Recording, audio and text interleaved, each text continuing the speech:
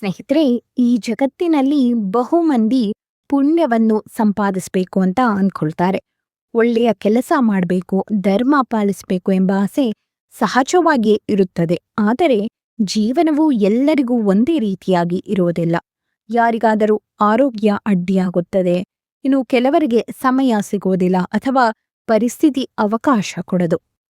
ಹಾಗಾದರೆ ನಿಜವಾಗಿಯೂ ಅಶಕ್ತರಾದವರು, ಅಸಹಾಯಕರಾದವರು, ಅವರ ಉದ್ಧಾರ ಹೇಗೆ? ಈ ಪ್ರಶ್ನೆ ಕೇವಲ ನಮ್ಮದಲ್ಲ, ಶಾಸ್ತ್ರಗಳು ಸಹ ಈ ಪ್ರಶ್ನೆಯನ್ನು ಗಮನಿಸಿದ್ದವೆ. ಅದಕ್ಕಾಗಿಯೇ ಕೆಲ ಕಥೆಗಳ ಮೂಲಕ ಉತ್ತರವನ್ನು ನೀಡುತ್ತವೆ. ಅಂತಹ ಒಂದು ಉತ್ತರವೇ ಈ ತಾಪಸಿಯ ಕತೆ. ಅಧಿಕ ಮಾಸವನ್ನು ಶಾಸ್ತ್ರಗಳಲ್ಲಿ ಪುರುಷೋತ್ತಮ ಮಾಸ ಅಂತ ಕರೆಯುತ್ತಾರೆ. ಇದು ಸಾಮಾನ್ಯ ಕಾಲವಲ್ಲ. ಈ ಸಮಯದಲ್ಲಿ ಮಾಡಿದ ಸ್ನಾನ, ದಾನ, ಜಪ, ಉಪವಾಸ, ವ್ರತ, ಪುಣ್ಯವು ಅನೇಕ ಪಟ್ಟು ಫಲ ನೀಡುತ್ತದೆ ಎಂದು ಪುರಾಣಗಳು ಹೇಳುತ್ತವೆ. ಆದರೆ ಇಲ್ಲಿ ಮುಖ್ಯವಾದದ್ದು ಏನು ಗೊತ್ತೇ? ನಾವು ಎಷ್ಟು ಮಾಡಿದೆವು ಎಂಬುದಲ್ಲ, ಯಾವ ಭಾವದಿಂದ ಮಾಡಿದೆವು ಎಂಬುದೇ ಮುಖ್ಯ. ಒಂದು ದಿನದ ಉಪವಾಸವಾದರೂ ಆಗಬಹುದು, ಅಥವಾ ಒಂದು ಸಣ್ಣ ದಾನವಾದರೂ ಆಗಬಹುದು, ಅಥವಾ ಒಂದು ಕ್ಷಣದ ಭಗವಂತನ ಸ್ಮರಣೆಯಾದರೂ ಸಾಕಾಗಬಹುದು. ಆದರೆ ಅದು ಶುದ್ಧ ಮನಸ್ಸಿನಿಂದ ಬಂದಿರಬೇಕು. ಬಹಳ ಹಿಂದೆ ನರ್ಮದಾ ನದಿಯ ತೀರದಲ್ಲಿ ಮಾಹಿಷ್ಮತಿ ಎಂಬ ಪ್ರಸಿದ್ಧ ಪಟ್ಟಣವಿತ್ತು. ಆ ಸ್ಥಳವು ಪವಿತ್ರತೆಯಿಂದ ಕೂಡಿದ್ದು ತಪಸ್ಸು ಮಾಡುವವರಿಗೆ ಅನುಕೂಲವಾಗಿದ್ದ ಪ್ರದೇಶವೆಂದು ಪರಿಗಣಿಸಲಾಗುತ್ತಿತ್ತು. ಆ ಪಟ್ಟಣದಲ್ಲಿ ತಾಪಸಿ ಎಂಬ ತಪಸ್ವಿನಿ ವಾಸಿಸುತ್ತಿದ್ದಳು. ತಾಪಸಿ ಅಂದ್ರೆ ಕೇವಲ ಆಕೆಯ ಹೆಸರು ಮಾತ್ರವಲ್ಲ, ಅವಳ ಜೀವನವೇ ತಪಸ್ಸಿನಿಂದ ತುಂಬಿತ್ತು. ಅವಳು ನಿಯಮಿತ ಜೀವನ ನಡೆಸ್ತಾ ಇದ್ದು, ಶೌಚ, ಆಚರಣೆ, ಸಾತ್ವಿಕ ಆಹಾರ, ದೇವರ ಸ್ಮರಣೆ ಇವೆಲ್ಲವೂ ಅವಳ ದಿನಚರಿಯ ಭಾಗವಾಗಿದ್ದವು. ವಿಶೇಷವಾಗಿ ಅಧಿಕ ಮಾಸ ಬಂದಾಗ ಅವಳು ಅತ್ಯಂತ ಶ್ರದ್ಧೆಯಿಂದ ಉಪವಾಸ ವ್ರತವನ್ನು ಆಚರಿಸ್ತಾ ಇದ್ಳು.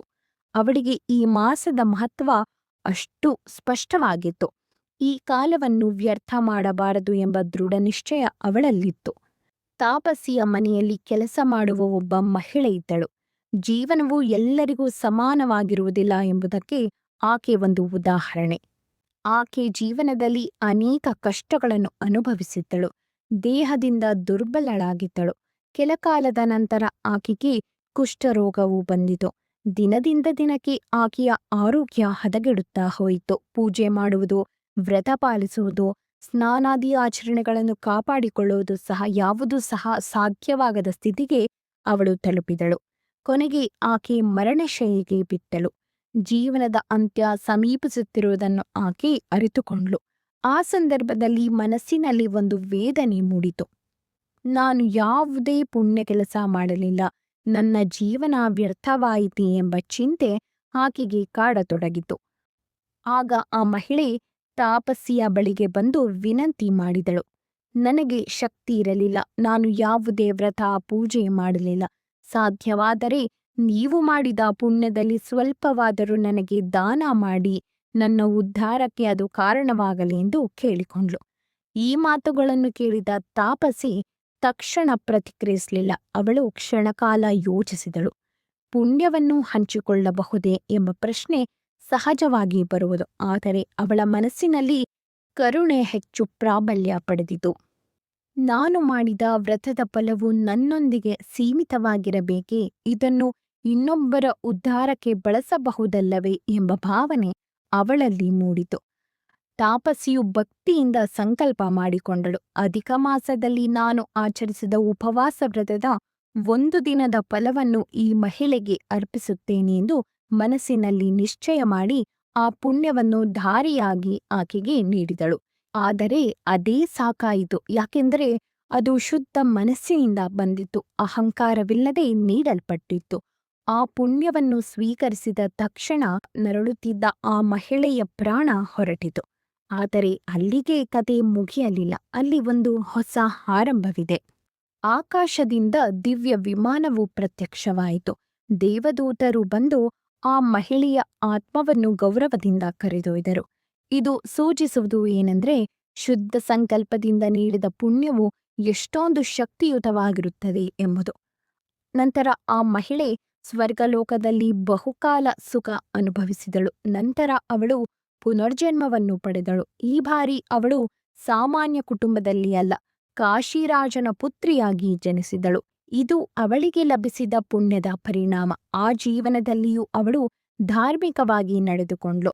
ಮುಂದಿನ ಅವಧಿಯಲ್ಲಿ ಶಿವನ ಅನುಗ್ರಹವನ್ನು ಪಡೆದು ಕೈಲಾಸವನ್ನು ಸೇರಿದಳು. ನಂತರ ಅವಳು ಚಂದ್ರೇಶ್ವರಿ ಎಂಬ ಹೆಸರಿನಿಂದ ಪ್ರಸಿದ್ಧಳಾದಳು ಮತ್ತು ಕಾಶಿಯಲ್ಲಿ ನೆಲೆಸಿದಳು ಎಂದು ಪುರಾಣಗಳಲ್ಲಿ ಉಲ್ಲೇಖ ಬರುತ್ತದೆ. ಈ ಕಥೆಯ ಸಾರಾಂಶವನ್ನು ಗಮನಿಸಿದರೆ ಕೆಲವು ಮುಖ್ಯ ಅಂಶಗಳು ಸ್ಪಷ್ಟವಾಗುತ್ತವೆ. ಮೊದಲನೇದಾಗಿ, ಎಲ್ಲರಿಗೂ ಸಮಾನವಾಗಿ ಧಾರ್ಮಿಕ ಆಚರಣೆಗಳನ್ನು ಮಾಡಲು ಸಾಧ್ಯವಿಲ್ಲ, ಆದರೆ ಅದರಿಂದ ನಿರಾಶರಾಗಬೇಕಾಗಿಲ್ಲ. ಭಕ್ತಿಯಿಂದ ಮಾಡಿದ ಒಂದು ಸಣ್ಣ ಪ್ರಯತ್ನವೂ ಮಹತ್ತರ ಫಲವನ್ನು ನೀಡಬಹುದು. ಎರಡನೆಯದಾಗಿ, ಪುಣ್ಯವನ್ನು ಹಂಚಿಕೊಳ್ಳುವ ಸಂಸ್ಕೃತಿ ನಮ್ಮ ಧರ್ಮದಲ್ಲಿ ಇದೆ. ಅನ್ನದಾನ, ವಿದ್ಯಾದಾನ ಮಾತ್ರವಲ್ಲ, ಪುಣ್ಯದಾನವೂ ಸಹ ಮಹತ್ವ ಹೊಂದಿದೆ. ಆದರೆ ಅದು ಶುದ್ಧ ಸಂಕಲ್ಪ ಮತ್ತು ಅರ್ಹತೆಗೆ ಅನುಗುಣವಾಗಿರಬೇಕು. ಮೂರನೆಯದಾಗಿ, ಅಧಿಕ ಮಾಸದ ಮಹಿಮೆ ವಿಶೇಷವಾಗಿದೆ. ಈ ಸಮಯದಲ್ಲಿ ಮಾಡಿದ ಉಪವಾಸ, ದಾನ, ಜಪ ಇವೆಲ್ಲವೂ ಸಾಮಾನ್ಯ ಸಮಯಕ್ಕಿಂತ ಹೆಚ್ಚಾಗಿ ಫಲ ನೀಡುತ್ತವೆ. ಈ ಕಥೆ ನಮಗೆ ಒಂದು ಸರಳ ಸಂದೇಶವನ್ನು ನೀಡುತ್ತದೆ. ಅದುವೇ, ಶಕ್ತಿ ಇದ್ದವರು ಮಾಡಬೇಕು, ಶಕ್ತಿ ಇಲ್ಲದವರು ನಿರಾಶರಾಗಬಾರದು. ಇತರರ ಕರುಣೆ ಮತ್ತು ದೇವರ ಅನುಗ್ರಹ ಎರಡೂ ಸೇರಿ ಉದ್ಧಾರವನ್ನು ನೀಡುತ್ತವೆ. ಆದ್ದರಿಂದ ನಮ್ಮಿಂದ ಎಷ್ಟು ಸಾಧ್ಯವೋ ಅಷ್ಟು ಈ ರೀತಿಯ ಪವಿತ್ರ ಕಾಲಗಳಲ್ಲಿ ಸಣ್ಣ ಪುಟ್ಟದಾದರೂ ಧಾರ್ಮಿಕ ಕಾರ್ಯಗಳನ್ನು ಮಾಡುವುದು ಒಳಿತು. ಅದು ನಮಗೆ ಮಾತ್ರವಲ್ಲ, ಇನ್ನೊಬ್ಬರಿಗೂ ಸಹ ಉಪಕಾರಿಯಾಗಬಹುದು. ಶ್ರೀ ಕೃಷ್ಣ ಅರ್ಪಣಮಸ್ತು. ಧನ್ಯವಾದಗಳು.